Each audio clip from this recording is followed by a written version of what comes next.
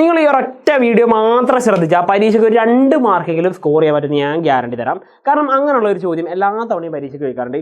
എത്ര വലിയ എക്കണോമിക്സിൻ്റെ ടഫായിട്ടുള്ള അല്ലെങ്കിൽ ടൈറ്റ് ആയിട്ടുള്ള എക്സാം ആണെങ്കിലും അതിൽ വരുന്ന ആ ഒരു ചോദ്യം ഏതാറണ്ടേ സംഭവം സിമ്പിളാണ്ടോ നോക്കിക്കോ. എന്നോട് കാണിച്ചിട്ട് ചോദ്യം ഇതാണ്: classify the following into capitalism and socialism എന്ന് പറഞ്ഞാൽ നമുക്കിവിടെ തന്നിരിക്കുന്നതിനെ ക്യാപിറ്റലിസം എന്നും അതുപോലെ സോഷ്യലിസം എന്നും തിരിക്കാനാണ് പറഞ്ഞത്. ക്യാപിറ്റലിസം എന്ന് പറഞ്ഞാൽ മുതലാളിത്തം, സോഷ്യലിസം എന്ന് പറഞ്ഞാൽ അത് തന്നെ അല്ലേ.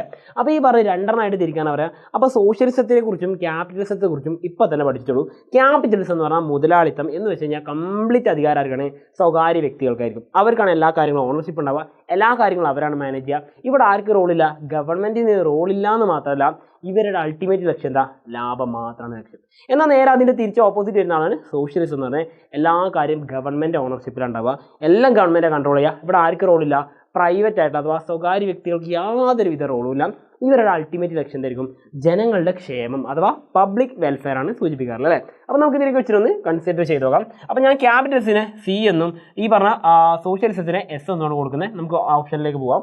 ഇനി നോക്കിക്കോളൂ, നമുക്ക് ഈ തന്നിരിക്കുന്ന 4 തരംതിരിക്കാം. വെൽഫെയർ ഓഫ് ദ പീപ്പിൾ നമുക്കറിയില്ലേ, ജനങ്ങളുടെ ക്ഷേമം ആരുടെ ലക്ഷ്യമാണ്? അത് സോഷ്യലിസത്തിൻ്റെ ലക്ഷ്യമാണ്. അടുത്ത പബ്ലിക് സെക്ടർ, ഈ പൊതുമേഖല എന്ന് പറയുമ്പോൾ തന്നെ അത് നമ്മുടെ സോഷ്യലിസത്തിൽ വരുന്ന കാര്യമാണ് അല്ലേ, കാരണം ഗവൺമെൻറ് മാത്രമേ അവിടെ വരുന്നുള്ളൂ. ഇനി അടുത്ത പ്രോഫിറ്റ് മോട്ടീവ് എന്ന് പറയുമ്പോൾ തന്നെ ലാഭം മാത്രം ലക്ഷ്യം വെക്കുക അല്ലേ. ഈ ലാഭം ലക്ഷ്യം വെക്കുന്ന വേറെ ആരുമല്ല, അത് ക്യാപിറ്റലിസമാണ് നമ്മൾ പറഞ്ഞു കഴിഞ്ഞു. പ്രൈവറ്റ് സെക്ടറിലാണ് എന്തുണ്ടാവുക? ഈ പറഞ്ഞ ക്യാപിറ്റലിസം ഉണ്ടാവാറുള്ളത്. അതും കറക്റ്റാണ്. Last one USA, Soviet union. അപ്പോൾ പഠിച്ചു വെക്കുക, അമേരിക്ക എന്ന് പറഞ്ഞ ക്യാപിറ്റലിസ്റ്റ് കൺട്രികളുടെ എക്സാമ്പിളും സോവിയറ്റ് യൂണിയൻ നിലവിലില്ല, പണ്ടുണ്ടായിരുന്ന സമയത്ത് എന്തായിരുന്നു? അത് ഈ പറഞ്ഞ സോഷ്യലിസത്തിൻ്റെ എക്സാമ്പിൾ ആയിരുന്നു. ഇതിനെ കൃത്യമായിട്ട് ക്ലാസിഫൈ ചെയ്തിട്ട് ഇത് പഠിച്ചു വെക്കുക.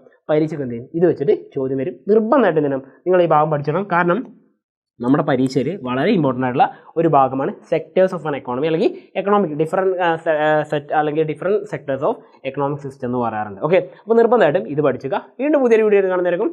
It's me Sabeen. ബൈ.